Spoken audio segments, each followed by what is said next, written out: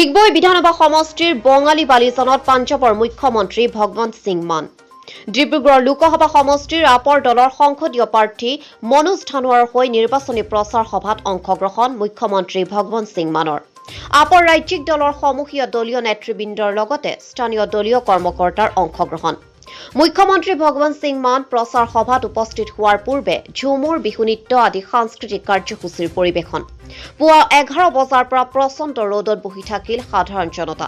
কটকটীয়া নিৰাপত্তা বেষ্টনীৰ মাজত উপস্থিত হ'ল মুখ্যমন্ত্ৰী ভগৱন্ত সিং মান।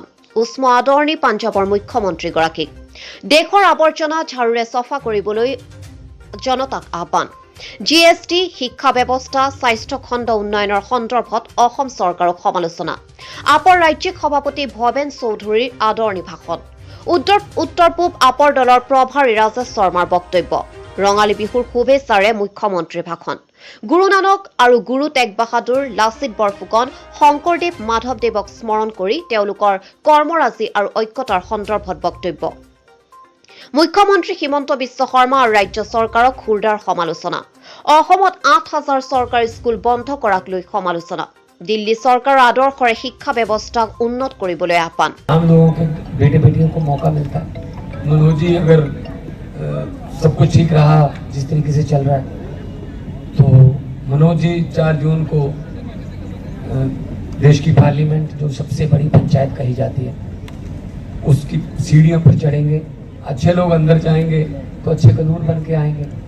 तो अरविंद केजरीवाल जी को उन्होंने रोकने की कोशिश की है कि वो प्रचार ना कर पाए, वो बाहर ना आ पाए। ये बहुत ही देश में इसका रोष मनाया जा रहा है कि ये गलत बात है। आप अगर आपको अपनी लहर पर इतना यकीन है कि आपकी लहर है, बीजेपी की लहर है, तो आप फिर खासतौर पे नॉन बीजेपी जो विपक्ष के जो लोग हैं उनको पकड़ के अंदर कर रहे हो, किसी को ईडी का छापा मरवा रहे हो, किसी का चुनाव चिन्ह छीन रहे हो, किसी का खाता फ्रीज कर रहे हो, तो ये तो फिर डिक्टेटरशिप हो गई। तो लोग 140 करोड़ लोगों का देश है। असम के लोग, असम और पंजाब का कल्चर बहुत मिलता है। यहाँ आप लोग त्योहार मनाते हो, हम भी उतने ही त्योहार हमारे हैं। यहाँ भी सब लोग त्योहारों में शामिल होते हैं, हम भी होते हैं। तो कल्चर बहुत मिलता है। और यहाँ भी इनकलाब आते हैं, जब भी आते हैं तो असम से आते हैं, नॉर्थ ईस्ट में। पंजाब में भी इनकलाब के लिए जाना जाता है, पंजाब तो जाना ही इनकलाब के लिए जाता है। तो अच्छा लगा जाके असम में। और हमारी टीम को मैं बधाई देना चाहूँगा कि इतना बड़ा उन्होंने कार्यक्रम आयोजित किया। आपका कुछ सवाल हो तो सर, इंडिया अलायंस का भी एक कैंडिडेट है यहाँ पे और बीजेपी का भी है और आपका भी है, तो मेन फाइट किसके साथ होगा, आप क्या सोचते हैं? देखो, फाइट तो हमारी करप्शन के साथ है। फाइट हमारी जो फेवरिज्म है, आप समझ लो कि परिवारवाद है, उसके खिलाफ। अब अगर मुख्यमंत्री के अपने स्कूल होंगे प्राइवेट तो वो सरकारी स्कूलों को क्यों चलने देगा? फिर 8,000 स्कूल बंद कर दिए यहाँ पे। क्यों भाई? दिल्ली में भी ऐसी हालत थी जब अरविंद केजरीवाल जी ने संभाला, पंजाब में भी ऐसी हालत थी 2 साल पहले, लेकिन हमने सरकारी स्कूलों को ठीक किया। वहाँ पे मतलब बैठने के लिए फर्नीचर से लेके बाथरूम से लेके सब काम किया, शिक्षा का बजट बढ़ाया। उसके बाद आज लोग प्राइवेट से निकालकर सरकारी में दाखिल करवा रहे हैं बच्चों को, उनको यकीन हो गया। तो यहाँ अगर जिस देश का राजा व्यापारी, उस देश की जनता भिखारी। अगर बिजनेस मुख्यमंत्री करेगा तो फिर वो और किसी बिजनेस को क्यों बढ़ने देगा भाई? तो पहले ये तो स्वास्थ्य मंत्री और शिक्षा मंत्री भी रह चुके हैं आज से 20 साल पहले। तो चाहते तो आज तक अस्पताल असम के और स्कूल असम के ठीक हो जाते।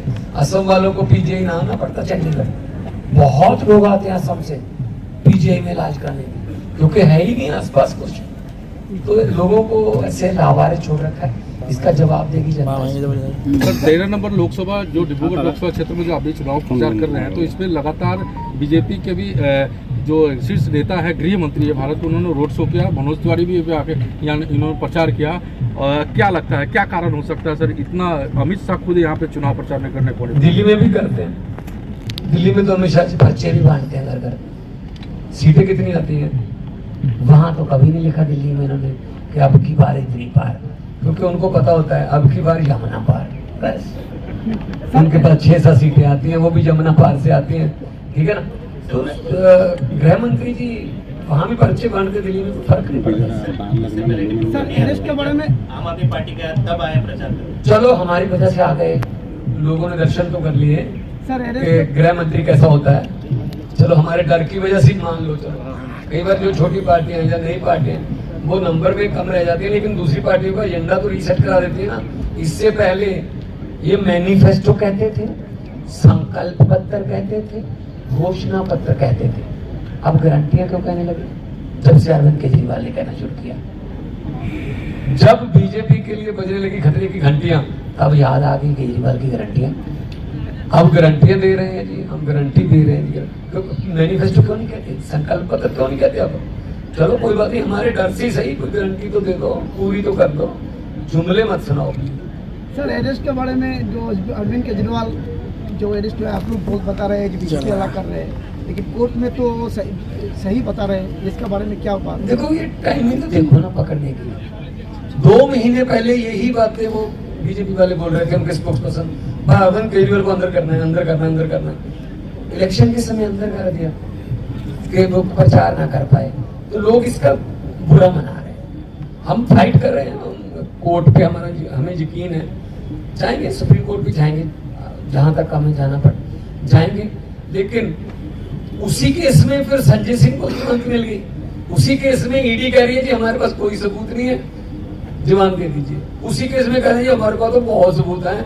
6 महीने बाद जब इलेक्शन हो गया ना, 6 महीने बाद अरविंद केजरीवाल के बारे में भी यही कहेगी ईडी कि हमारे पास कोई सबूत नहीं है, वैसे अंदर करना। तो ये गलत है, विपक्ष को आप अंदर रख लिया, शिवसेना का आपने चुनाव चिन्ह छीन लिया, शरद पवार जी की पार्टी तोड़ दी, विजयन जी को तंग कर रहे हैं, तमिलनाडु का राज्यपाल उसकी बात नहीं मान रहा, मुख्यमंत्री की, ममता दीदी को तंग किया जा रहा है, हेमंत सोरेन को अंदर कर दिया, अरविंद केजरीवाल को अंदर कर दिया। मैं सुप्रीम कोर्ट में घूम रहा हूँ अपने पैसे लेने के लिए, जो पंजाब का हक बनता है 8,000 करोड़ रुपया RDF और NHM का। तो ये तो गलत है कि ये देश सिर्फ उन्हीं राज्यों का थोड़ी है जहाँ पे बीजेपी की सरकार है। हमने तो देश लेके दिया भाई साहब, 80% कुर्बानी है तो हमारी पंजाबियों की है ना, तो हमें ही देश से ऐसे मतलब मांगना पड़ेगा। हमारा हक जो है, GST मेरा हक है, क्यों नहीं दे रहे?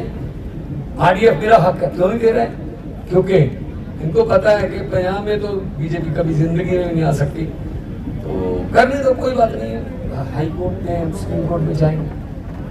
कांग्रेस ने यहाँ पर 2 चैनलों को बैन किया है, एक टाइम आउट और एक न्यूज लाइव, इसके बारे में आप क्या कहेंगे? मुझे इसके बारे में बिल्कुल भी नहीं पता।